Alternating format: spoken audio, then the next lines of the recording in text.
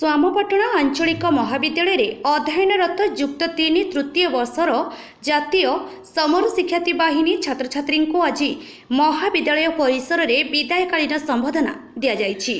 क्रीड़ा शिक्षक तथा एनएससी अधिकारी कैप्टेन धर्मेंद्र कुमार साहू संयोजन अनुष्ठित विदायकालीन संबोधन में मुख्य अतिथि भाव अध्यक्ष वीरेंद्र कुमार साहू, मुख्य वक्ता भाव वरिष्ठ सांबादिक तथा उत्तर ओडिशा साहित्य संस्कृति सम्मेलन सभापति नृसिंहनाथ सिंह, सम्मानित अतिथि भाव वरिष्ठ अध्यापक अश्विन कुमार साहू, अध्यापक जोगेश्वर पति और संतोष कुमार साहू प्रमुख जोगदे विदायी छात्र छात्री को भल मनीष होगापी श्रृंखला कठिन निरवच्छिन्न अध्यवसाय जारी रखा दिग्दर्शन देते।